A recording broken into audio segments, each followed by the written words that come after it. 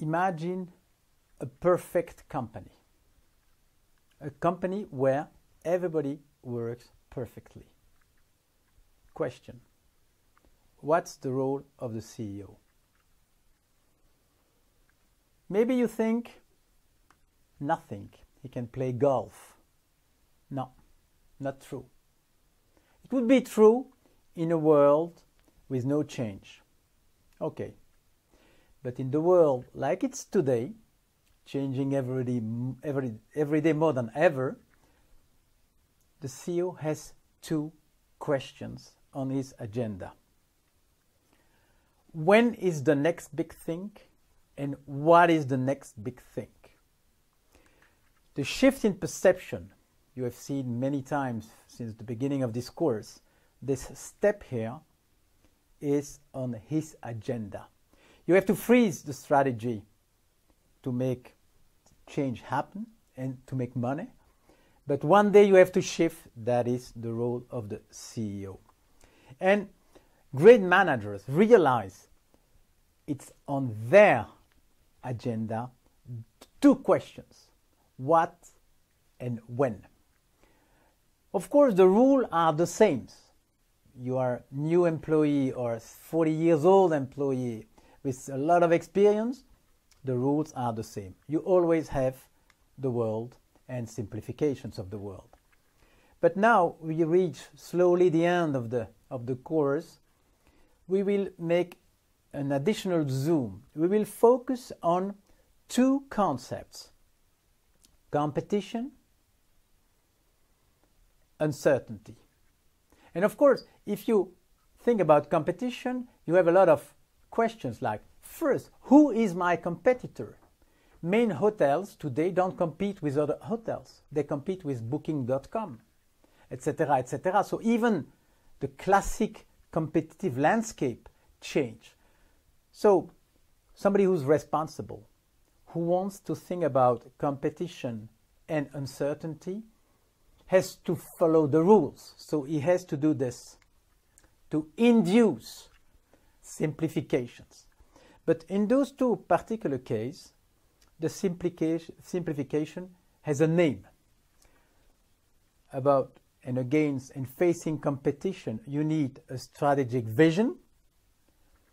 Facing uncertainty, and I will explain how, you need to build scenarios. Both scenarios and vision are simplification. We know it now, we have understood. But those are the boxes you need to be good at running the company. And to use the right brain a little bit, to me, a manager has a desk. And in front of him, he has a picture, an image, hopefully that. This is the vision. This is the vision. This is what he wants to achieve as a goal. And of course, it's simplification. It's not in detail, doesn't include any numbers, only words, just. And so again, the same attitude as a philosopher. Philosophy in business, it's strange. It's like between the spreadsheet and the bullshit, if I can use this joke. It's a little piece of land where you don't have numbers and you don't want to lose your time. You want rigor, and to achieve rigor, of course, you're going to use definition. And here's my definition. A strategic vision is an image. Ambitious. It's not more of the same. More of the same is innovation. It's fine, but it's not a big new thing. It's an image, it's in the mind, ambitious, of a future state who really make a difference. It's a big shift in people's minds. Of course, it has to be shared to become just like a paradigm, to become like the new thinking world of the whole company. This is a strategic. You have many examples. You can go on internet. Any company, you click, you see vision, and you have this kind of sentences. But some are better than others. So, again, as a philosopher, if you want to verify something, since you don't have numbers, you have to use criteria. And the criteria are here. A vision has to meet lots of criteria to be a good one. It has to be built on values. And of course, it has to be shared. It has to be visible, credible, feasible.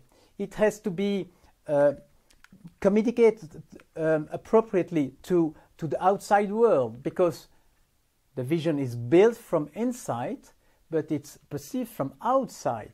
So it's a kind of dialogue that should happen. And this is a beautiful exercise with some of your colleagues. Just try in one sentence to describe what you want to achieve. Don't use the word be or become. No, try to use a verb. We're going to participate, we're going to coordinate, we're going to help, we're going to explain. Because if you use those kind of verbs, immediately all your people will understand, hey, in this new box, I have a role, I have a role. I remember Google, the first box at Google was, let's build the best search engine. Fine. After 2, 3, 4 years, they have it. And probably the genius of the founders, they realize, okay, if we don't change the box, if we don't change the simplification, we are in danger. And then they said to the whole company, starting today, our business is to manage the information of the world. This is a fantastic example of a new box, because everybody in the company suddenly had ideas. If you have a passion for genealogy, you can develop like an application around genealogy. It's you within the company, which is the recipe for success.